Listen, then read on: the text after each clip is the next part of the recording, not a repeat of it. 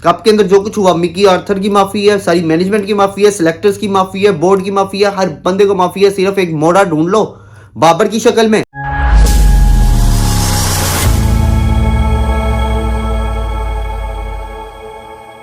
अस्सलाम वालेकुम, welcome to Miyan vlogs. तो जनाब आज हमारे पास अपडेट बहुत ज़्यादा है, बहुत ज़्यादा बातें आपको बताने के लिए, बहुत ज़्यादा बातें करने के लिए। तो आज कोशिश करेंगे हम जल्दी जल्दी अपना जो है व्लॉग ख़त्म करें। तो जनाब व्लॉग स्टार्ट करने से पहले चैनल को सब्सक्राइब कर लें और बेल आइकन दबा दें। और आप यकीनन उस स्टोरी का इंतज़ार करेंगे जो स्टोरी थंबनेल पे आपने देखी है। जी हाँ, लेकिन उस स्टोरी का आपको बताने से पहले कुछ जल्दी से जो बातें हैं, अपडेट्स हैं, वो आपके साथ शेयर कर लें। तो जनाब सबसे पहले जो आज मैच चल रहा है इंडिया और इंग्लैंड का, इंडिया ने पहले खेलते हुए जनाब 229 रन्स बनाए 8 विकेट के नुकसान पे। और आज जनाब इंडियन बैटिंग लाइन बहुत बुरी तरह नाकाम हुई, बहुत बुरी तरह फंसी इंग्लैंड के सामने और ऐसी टीम के सामने जो इस टूर्नामेंट के टेबल पॉइंट्स के ऊपर सबसे लास्ट पे थी। और ऐसी टीम के अगेंस्ट एक इस तरह की बैटिंग और इतनी बड़ी बैटिंग, आपकी वर्ल्ड नंबर 1 बैटिंग लाइन जो है वो ऐसे रेत की दीवार साबित हुई। काफ़ी अमेजिंग था ये।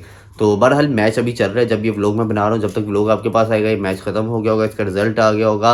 और उम्मीद मैं कर रहा हूँ, जहाँ तक मेरा अंदाज़ा है, हो सकता है इंडिया जीत जाए, मे भी इंडिया जीते, बट चांसेस बहुत कम है। इंग्लैंड के आज विन करने के चांसेस ज़्यादा है, बट क्रिकेट है, बाई चांस है, कुछ भी हो सकता है। आज है अपनी टीम की अपडेट्स के ऊपर। तो जनाब सबसे पहली अपडेट जो है आपके साथ मैंने शेयर करनी है। जनाब कल इंटरव्यू देते हुए एक चैनल के ऊपर उमर गुल साहब जो अफगानिस्तान के भी कोच रहे हैं और हमारे साबिक एक्स क्रिकेटर रहे हैं, उमर गुल साहब, वो कल फरमा रहे थे कि जनाब शादाब खान को जो पेन निकला, जो साउथ अफ्रीका के खिलाफ पहले ही ओवर में वो इंजर्ड होकर बाहर चले गए थे, उनकी जगह पे फिर उसामा आए थे।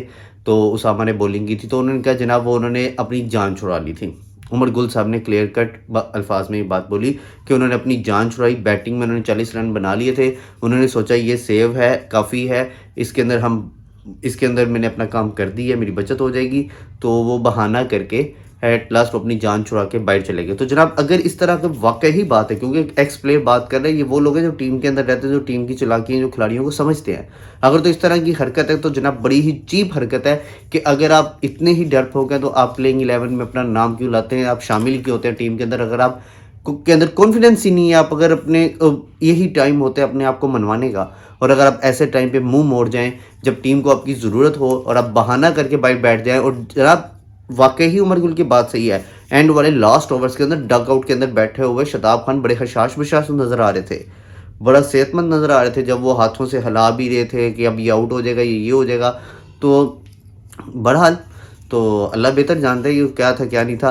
तो लेकिन उमर गुल साहब ने ये बात की है। तो जनाब दूसरी अपडेट हमारे पास ये है कि जनाब पिछले 2 दिन से आपने बातें सुनी होंगी कि बाबर आजम ने हमने फ़ोन किया ज़कात शरीफ को, ज़कात शरीफ ने फ़ोन नहीं उठाया, उन्होंने बिल्कुल इग्नोर किया उनकी कॉल्स को, ये तो वो फलां ढींग। तो जनाब ये टोटली बातें फेक है और गलत है।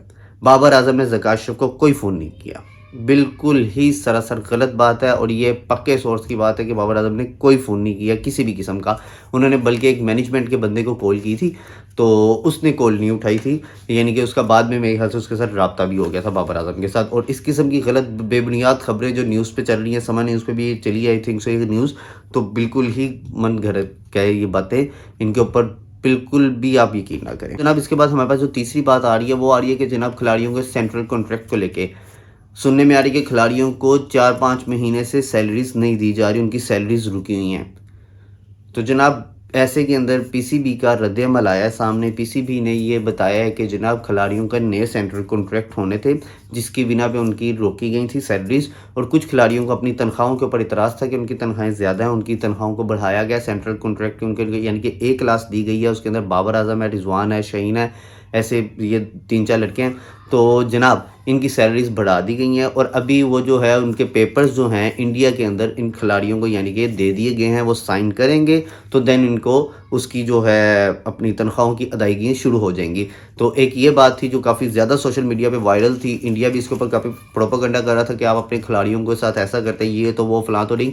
तो पीसीबी ने बताया जनाब ये एक प्रोसीजर था जो सेंट्रल कॉन्ट्रैक्ट का हो रहा था खिलाड़ियों के और उनके दरमियान, कि उनकी सैलरीज नहीं तय होनी थी, जिसकी वजह से उनकी पे जो है तनख्वाहें वो रुकी हुई थी। तो जनाब अब आ जाए उस न्यूज़ के ऊपर जो आपने थंबनेल पे देखी है, जो आप जानना चाह रहे हैं बड़ी बेसब्री से। तो जनाब पीछे मेरे 2-3 व्लॉग्स अगर आपने देखे हैं, लास्ट 2 व्लॉग्स के अंदर मैंने एक व्लॉग के अंदर ज़का अशरफ का ज़िक्र करते हुए मैंने कहा था कि जनाब जब ऐसा होता है, अगर आप जिसका जो काम होता है उसको ना सौंपे, अगर बाहर का बंदा ला के बैठा दें, ना अहल और निकम्मा, फिर यही काम होता है। तो जनाब ज़का अशरफ साहब ने वही हरकत की। कायद-ए-आज़म ट्रॉफ़ी जीतने के बाद सरफराज अहमद और शाद नवाज़ धानी के साथ उन्होंने पीसीबी ऑफिस के अंदर मुलाकात की। तो जनाब कितना घटिया मैसेज है कि पीछे बैठे हुए प्लेयर्स को जो इंडिया के अंदर वर्ल्ड कप खेल रहे हैं, जैसे तैसे बेशक टीम बाहर है, जो भी है, आपने जो भी फैसले करने हैं, लेकिन पीछे 3 मैच तो उनके पड़े हैं ना, उनको वो तो यार खुले दिमाग के साथ खेलने थे आप। और यहाँ से जनाब ये बातें चलना शुरू हो गई हैं कि जनाब वनडे के अंदर जो है, वनडे और टेस्ट की जो कप्तानी है वो सरफराज अहमद को दी जा रही है। और बिल्कुल ही मैं कहता हूँ एक निकम्मा और नालायक किस्म का फैसला है ये। जनाब एक ऐसा बंदा जो एक इंटरनेशनल क्रिकेट से बाहर है काफ़ी अरसे से, उससे पहले टीम के अंदर लाएं, उसको 2-3 टूर तो कराएं, उसका पहले कम बैक करें, उसको पहले देखें तो सही वो खाली नीचे परफॉर्म कर रही है, ऊपर आके इंटरनेशनल में भी परफॉर्म कर रहा है। और सरफराज को लेके काफ़ी ये चीज़ें रही हैं कि वो जब बड़ा मैच यानी कि बड़े मैचेस आते हैं, वो अपनी कप्तानी तो ठीक करते हैं लेकिन उनके बैटिंग नहीं होती। और यहाँ पे जनाब आप कंपैरिजन करें उसका बाबर आजम नंबर 1 बैट्समैन से, वो जो हर मैच के अंदर कप्तानी के साथ साथ अपना स्कोर भी बोर्ड पे लगा रहा है, ये ज्यादती है।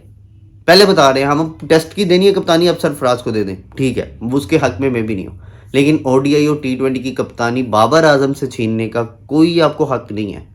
ओडीआई की स्पेशली, टी20 की तो मेरे ख्याल से उसके पास रहेगी, लेकिन ओडीआई की भी कप्तानी उसके पास रहने का हक है अगर बाबर चाहता है। अगर बाबर कहता है कि यार नहीं, मैं मेरे पे बर्डन है, कुछ भी है, तो फिर ठीक है, वरना वही फिर ट्रेंड है, सोचना भी ना, ठीक है। और जनाब ये तैयारी कर चुके हैं बाबर आजम को आउट करने की और सरफराज को इन करने की। इसके अंदर कुछ बड़े बड़े नाम हैं, जिनके अंदर जनाब आकिब जवेद है, जिनके अंदर जनाब अपना शाहिद खान अफरीदी हैं, फिर 3-4 और बड़े बड़े नाम हैं जनाब, जो सारे इस पिछले 5-6 दिन के अंदर ये ज़का अशरफ के साथ मीटिंग्स के अंदर भी बैठे हैं, सारा कुछ हुआ है, सारे मामलात हुए हैं। तो मेरे ख्याल से इससे घटिया और इससे चीप हरकत ज़का अशरफ कोई भी नहीं कर सकता था कि उसने ऐसे टाइम के अंदर ये सब किया जब इंडिया के अंदर टीम बैठी हुई है, और ऐसे टाइम में उसने बाबर को मैसेज दिया कि यार तुम तो गियो, बाबर तो गियो।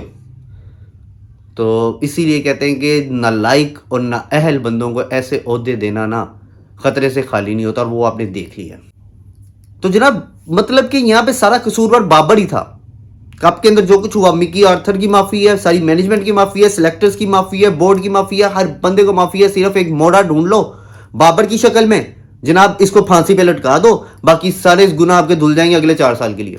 अगले 4 साल बाद फिर वर्ल्ड कप आएगा, फिर इसी तरह हम लोग नए कैप्टन को ढूंढेंगे, उसको सजा देंगे, और जनाब फिर हम वो सारी मैनेजमेंट वही हाला ला ला ला ला। यार क्या तरीका है यार, पुप्पो का कर रहा है, बोर्ड है, टैक्स के पैसों से चलता है, अवाम के पैसों से चलता है। शर्म करो, तुम लोगों को शर्म भी नहीं आती, शर्म बोल बोल के थक गए, शर्म का लफ्ज भी तुम लोगों के लिए छोटा है। और भाई यहां पे मिकी आर्थर को फाड़क करो, यहां पे मैनेजमेंट को फाड़क करो, इंजमामुल हक को फाड़क करो, जो शेयर होल्डर बना फिर रहा है ना कंपनियों का, इन खिलाड़ियों का, जो एजेंट बना फिर रहा है, फाड़क करो इन लोगों को। ये जो पर्चियों को खिलाते हैं इनको कोई नहीं पूछेगा, सारा ले दे के अटैक जो है वो बाबर आजम पे। एक मोरा ढूंढ लिया, कुर्बानी का बकरा ढूंढ लिया हमने बाबर आजम की शक्ल में। वो बेचारा शरीफ है, उसने बोलना भी नहीं, उसने मोनोपलिस भी नहीं करनी टीम के अंदर, उसने खिलाड़ियों की ग्रुपिंग भी नहीं करनी, तो बस जी हैप्पी हैप्पी सारे एंडिंग होगी। आए 2-4 बयान दिए वापसी पे, जी हमने कप्तान बदल दिए, ये कर दिए, वो कर दिए, तो इससे सारे गुनाह धुल गए, खत्म। भाई मैनेजमेंट बताए, सिलेक्टर्स बताएं ये टीम हमने क्या की है, सिलेक्ट बताएं खुल के कि मोहम्मद हफीज ने इस्तीफा क्यों दिया था, बताएं क्या एतराजात थे उसके।